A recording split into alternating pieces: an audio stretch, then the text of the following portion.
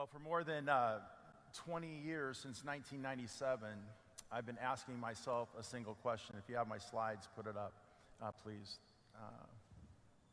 They'll come up in a second. Let's go with that. Next slide, please.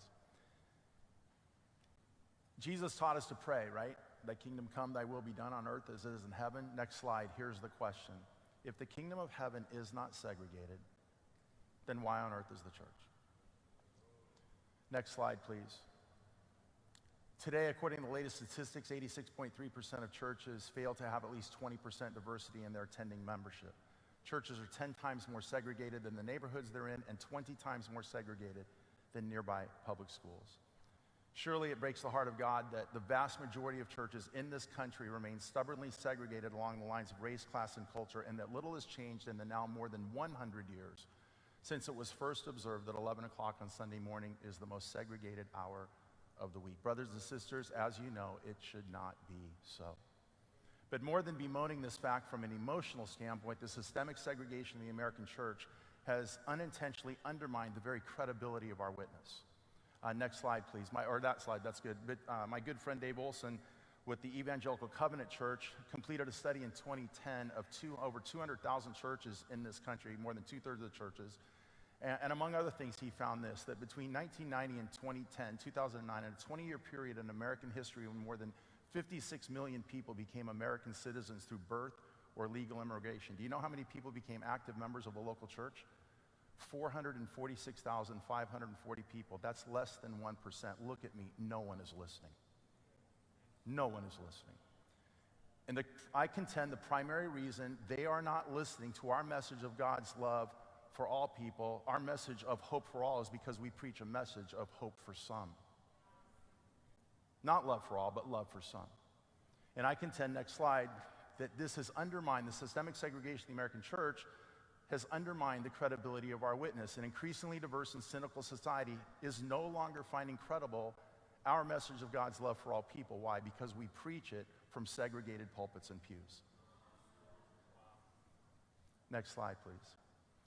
The fact is, and we've heard such great teaching, such great interaction on the why and the what of building healthy multi-ethnic churches. I want to speak in the few moments that I have to the how.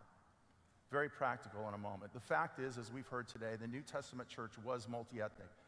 Envisioned by Christ on the night before he died, John 17, described in action by Luke at the church at Antioch. The greatest church in the New Testament is Antioch, not Jerusalem. That's where you should take your cues from. It's everything you want to be: missional, mega, multi-site, and multi-ethnic. Which church sends missionaries to the world willingly? Not Jerusalem, Antioch. Which is the first to take up a collection for the poor? Not Jerusalem, Antioch. Jerusalem took up a collection for them. The last thing you want is explosive growth in your church. You know why? It leads to internal focus. And that's what happened to Jerusalem. A homogeneous church that got internally focused when 3,000 people joined. If 3,000 people got saved and joined your church tomorrow, you would be freaking out. We don't have enough parking. We don't have enough staff. We don't have a nursery. Explosive growth is the measure of success in the American church. You know what it leads to? Internal focus. When the growth happened in Antioch, it was diverse. That's why they thought about the world. See, mission wasn't a program in Antioch. It was who they were. He describes it at Antioch. Luke, there in Acts chapter 11, ultimately Paul prescribes it throughout his life and writings. Books of Romans, Ephesians, Galatians, they are all about this subject. The New Testament church was multi-ethnic. Next slide. But in the 21st century, we have to be that and more. For our message to be credible and to be heard, in the 21st century, it's not words, it's works. The 21st century was Billy Graham. I'm sorry, the 20th century. The 20th century was Billy Graham's. It was 4 spiritual laws. It was evidence that demands a verdict. The 21st century is Matthew 5:16. Let them see your good works. The future of evangelism in this country is not as we think of evangelism on the spiritual side, it's justice and economics. And I want to just briefly share about that. Churches have to become not just multi-ethnic. And by the way, I love what Brian said earlier. Multi-ethnic doesn't mean you're multi-ethnic, right? That's why I wrote my first book, Building a Healthy Multi-Ethnic Church, which talks about structures and all that. Not just diversity in the pews, but the structures and the shared authority and responsibility. That's another story. Here's the point. We have to build healthy multi-ethnic churches, yes. But those churches have to be socially just and financially sustainable, particularly in the urban space. And I don't know, on that last point, you don't realize it's going downhill fast. Now, having said that, what I mean is justice is not peripheral, as you know, to the gospel. It's intrinsic to the gospel. Therefore, it must be intrinsic to the church. Not peripheral, not compartmentalized, but intrinsic. And we have to be economically sustainable. How can we build these kind of churches? Next slide. It's going to take disruption. Wrote a book on this in 2017 with Thomas Nelson. Disruptors is what you and I need to be. Disruptors, as you can see, they create new ways of doing things that open new doors, markets, and possibilities. Disruptors don't innovate from within systems. They get outside of systems to affect systemic change. They break current molds, change our thinking about those molds, and then hand us the new rules for how things work. Next slide. Disruptive leaders lead disruptive companies, right? Think about it. Uber disrupted transportation in cities. Facebook, social media, created social media. Before that was information exchange. Amazon, right? It used to be you go to a store, you try on the goods, you feel it, you buy it. Now you go there, you try it on, you go home and buy it on Amazon for cheap, right? And eBay. Disruptive companies got outside the system, broke the mold, changed the way we thought, and handed us the rules for how things work. And they're led by disruptive leaders. Next slide, right? So disruptive leaders see around the curve. They create their own platforms. They simplify complexity. They articulate nuance. Disruptive leaders say what needs to be said and do what needs to be done before others even know something needs to be said or what at all it is that needs to be done. And that is what it's going to take to create healthy, multi-ethnic, socially just, and financially sustainable churches in the 21st century for the sake of the gospel. Disruptive leaders like you. Where do we get that from? Our God was disruptive. Next slide, right? Think about it. Jesus disrupted darkness and gave us what? Right? He disrupted the law and gave us faith, sin, salvation.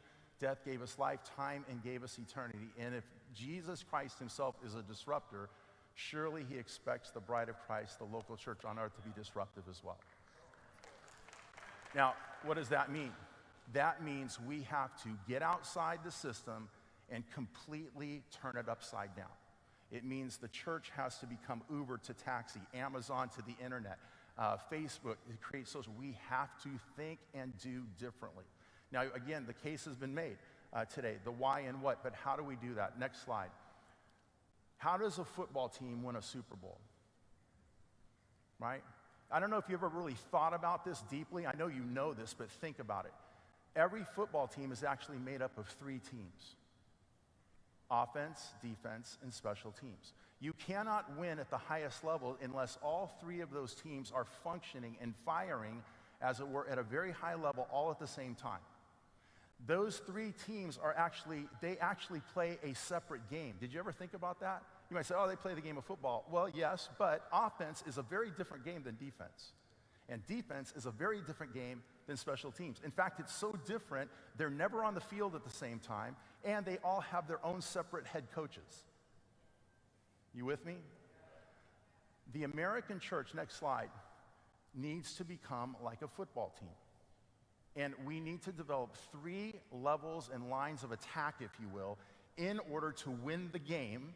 And all 3 of these legs have to fire like individual teams at the same time, not only to advance the ball in a credible way, but for economic reasons, financial sustainability. So let me explain. The American church primarily, and I'm talking particularly white evangelicalism, theological, not political evangelism, right? I'm a theological evangelist, not a political evangelist. I just want to be that clear. We play a one-legged game. It's the spiritual level. It's everything the church does is for spiritual reasons. We want to evangelize, disciple, baptize. We're going to train your children. We want to get you to come to church. We're going to provide you worship. You're sick in the hospital, we'll go and visit. We have small groups. Everything the American church does is pitched around a spiritual vision. Now, in urban churches, and for many years, and particularly African-American churches, due to white privilege, et cetera, and majority culture over time, they learned some of these lessons long ago that I'm about to share with you. Why? Because desperation leads to innovation. And the urban churches and some of the black churches, again, for all the reasons we know historically, particularly in this country, have been marginalized, desperate, therefore they've been innovative in integrating some of these things I'm sharing. But here's the fact. You better get desperate because desperate times are coming to the American church. And you need to understand that, and we need to get ahead of that and disrupt it. So here's the point. The spiritual team is essentially creating a healthy multi-ethnic church. Next slide. What do we need to do? We need to create disruptive churches. That is to build healthy, multi-ethnic, and economically diverse churches, right? What do these churches do? They model reconciliation. They reflect the community. They promote peace, right, in the community. So it's centered around a spiritual game. By the way, if you're an urban church doing a lot of justice work, you've got to become multi-ethnic, right?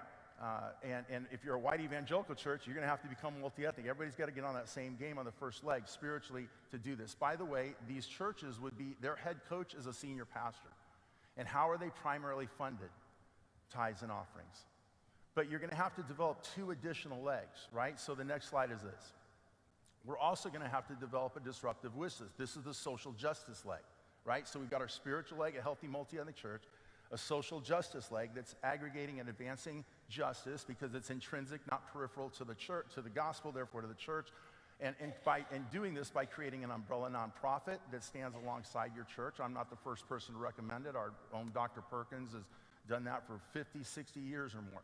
But we create these umbrella nonprofits that through which you can develop programs that advance and aggregate in your community. Holistic needs and specific communities like parish models. You are not going to change the city for Christ. How many of you have ever been to a conference and heard some pastor just get up, we're going to take this city for Jesus? You ever heard that? You ever said it? How many of you ever seen it happen? It never happens. No one church is going to take a city for Jesus, right? Some of the one race and what's going on, that is possible. But if you're a local church, you can take your community. What is that? It could be an apartment complex. It could be a zip code. It could be a 5-block square radius. You have to define your specific parish and become a pastor, not of the church, but of the parish, right? So all that's to say is we do this through the disruptive witness. The second leg, the head coach, is an executive director. You understand, like a nonprofit director. And how is that funded? Grants and donations. Take your justice and compassionate work, move it outside of the church's budget, put it into the nonprofit, because you can get grants and funding and donations from churches, local, state, federal grants that'll fund your work. It'll save money on your budget side on the tithes and offerings. It'll expand your economic opportunity and what you're doing in the community if you move your compassion and justice out from under the budget of the church into the nonprofit. Third leg, next, and that's a multiple streams of income is what I'm talking about here. That's another talk, so I'm get going on that. Let me just finish up with this. Then the third leg is we have to disrupt the economics, the economic system of the church. The economic system of the church is funded by tithes and offerings. What that leads to is an unrealistic expectation that you, if you're planning a church, got to get to 200 to 300 people in 3 years, because then somebody will declare you sustainable. I'm here to tell you, you're not sustainable. In that moment, even if the tithes and offerings cover your budget, if somebody took a picture in that moment, what happens in 3 months if you lose your lease? The rent goes up. You need to add staff. A big donor leaves. You're not at all sustainable based on numbers and speed of time. It's a false hope. If you're, and the whole model is built on who you know, right? And who will give you money and who will support you. And that's what's led to bivocational and co-vocational and all that stuff. But here's the point. The church collectively as an entity, a local church, is going to have to learn how to leverage its assets to bless the community and to generate profitable ROI in the future. Sustainable income. In other words, the church is going to have to make money. You're going to have to leverage your assets. What are your assets? It's your buildings. It's your people. It's your ability to aggregate money and leverage those assets to advance the common good, the gospel, economic development, job creation, all the things we would want to do to advance the common good. But at the same time, you've got to be smart. And what that means is you've got to make money collectively as the church. Why? Because generational differences in giving, most of the wealth being held by the church is 60 years and older. Millennials aren't going to give like that. They don't believe that money is going to change the world. It's volunteerism and it's product endorsement. Changing demographics, rise of dual income households, burden on the middle class. I could go on and on about what is coming. And the government's going to start taxing your property. It's already happening. Government, local, state, and federal government need more money. And where are they going to get it? You can't keep raising taxes. You know who's got it? Is the church. So in the state of Pennsylvania, for instance, every church is taxed on its property. Did you know that? And the only thing that's not taxed is the sanctuary. So in this facility, everything would be taxed except the space we're in. What happens to a church like Saddleback when automation comes and 15% of jobs are lost within a period of 3 years? So all the income goes away in tithes and offerings because people lost their jobs to automation, which is coming in the next 5 to 7 years. And on top of that, the government taxes your property. Do you realize how many churches, tens of thousands of churches will go out of business and potentially hundreds of thousands of jobs are going to be lost if we don't disrupt the economic system of the church? And we've got assets that can be leveraged to bless the community, to create jobs, to repurpose abandoned property, and to help to reduce crime, and on I could go. The aggregate horsepower of a church. But we can't do it in a mercenary way. It's not about, hey, let's make all this money, right? It's about leveraging assets, becoming a benevolent owner, learning to monetize existing services, starting new businesses, creating jobs, doing it in a smart, benevolent way, and at the same time generating ROI. Who's the head coach? A CEO. You can't do this stuff if and you think about it like a ministry. You have to think about it like business. When you open businesses, when you leverage stuff, get business people alongside you and free them up, because it'll take you 3 years to figure out what they can do in 3 hours. Don't think about this as a ministry. Think about it as business. Get a CEO involved on that third leg. He or she is the head coach. And how this is funded is through for-profit business enterprise and ROI. This is a disruptive model for the church. I've given you 3 titles that I've written. This book comes out in October. It's the first book on the subject. If I say Dave Ramsey, you know what I'm talking about. If I say generosity, you know what I'm talking about. In the next few years, you're going to hear the American church start using a phrase we're defining in this book, and it's called church economics. It means thinking about the collective church as an entrepreneurial engine, leveraging assets, blessing community, generating sustainable income. In our church, a $1.2 million budget is funded 70% by tithes and offerings, 30% by unrelated business and enterprise and income. If I talk to denominational leaders and people in the conventional wisdom space, they look at me and they go, whoa, you're in trouble. You're not sustainable. Only 70% of your budget is tithes. I'm like, no. You're not sustainable. Do you understand? If you think tithes and offerings are going to sustain your work down the road, all this goes away, right? You're going to have to sustain the work, and it will not come from tithes and offerings. Yes, tithes and offerings. Yes, FPU. Yes, generosity, but also church economics. So what is God doing? I'll finish with this. Chris Rice and the late Spencer Perkins, writing in a book, More Than Equals, in 1999, said this, and it is still true, if ever more true today. He said this: I have become convinced that God is not very interested in the church healing a race problem, but I believe rather it is more true that God wants to use race to heal the church.